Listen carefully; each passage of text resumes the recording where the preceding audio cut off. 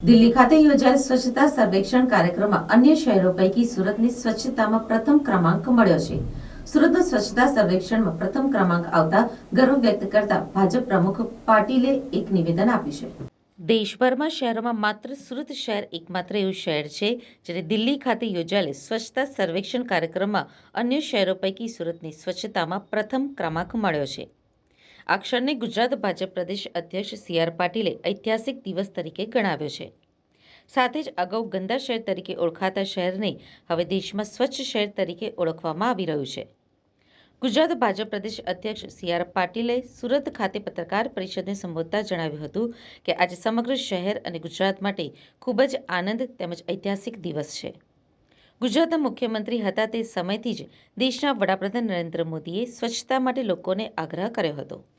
વડાપ્રધાન બન્યા બાદ સમગ્ર દેશમાં સ્વચ્છતા અભિયાન ચલાવવા જાતે પણ હાથમાં ઝાડુ લઈને નીકળ્યા હતા, જેના કારણે સમગ્ર દેશમાં સ્વચ્છતાને લઈને મોટી જાગૃતિ આવી હતી, જેમાં સુરત શહેરના લોકોએ પણ વડાપ્રધાન નરેન્દ્ર મોદીના શબ્દોમાંથી પ્રેરણા મેળવી સફાઈ ઝુંબેશ હાથ ધરી હતી।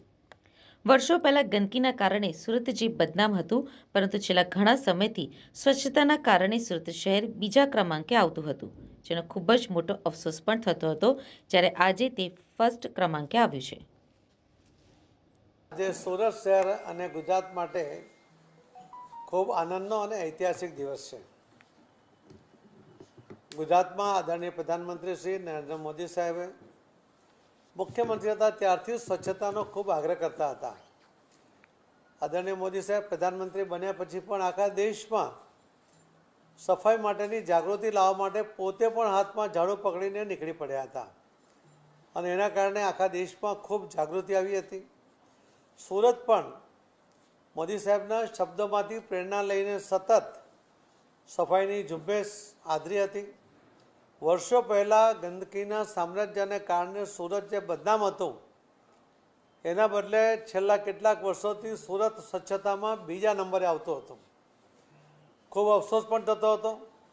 સુરતના શહેરીજનો, સુરતના કોર્પોરેટરશ્રીઓ, પદાધિકારીઓ, સુરતના અધિકારીઓ, કોર્પોરેશનના અને કર્મચારીઓ અને અન્ય જે સુરતીઓ એ પણ ખૂબ પ્રયત્ન કરતા હતા, છતાં પણ દર વખતે બીજો નંબર આવતો હતો। આ વખતે પણ આદરણીય પ્રધાનમંત્રી શ્રી નરેન્દ્ર મોદી સાહેબ જ્યારે ગુજરાતમાં સુરતમાં ડાયમંડ બુશના લોકાર્પણ માટે આવવાના હતા, એના પહેલાં એમની સૂચના હતી કે એક અઠવાડિયું સુરતમાં સફાઈ થવી જોઈએ અને એક માઇક્રો સફાઈની આખી ઝુંબેશ કોર્પોરેશનના પદાધિકારીઓ, કોર્પોરેશનના અધિકારીઓ, કર્મચારીઓ સાથે સુરતના શહેરીજનોએ ગલી ગલીમાં જે ઝુંબેશ આદરી, એનું પરિણામ આજે આપણને મળ્યું છે ને આજે પહેલીવાર સુરત સ્વચ્છતામાં પહેલો નંબર પ્રાપ્ત કર્યું છે। એના માટે સુરતના સૌ શહેરીજનોને ખૂબ ખૂબ અભિનંદન આપું છું। સુરત મહાનગરપાલિકાના પદાધિકારીઓને, મેયર, સ્ટેન્ડિંગ કમિટીના ચેરમેન, માજી મેયર, એમના માજી ચેરમેન, એમના સૌ કોર્પોરેટરો, સૌ કમિશનર અને બીજા અધિકારીઓ અને કર્મચારીઓ કે જે કર્મચારીઓની જહેમતને કારણે આ સફાઈ ઝુંબેશ સફળ થઈ છે।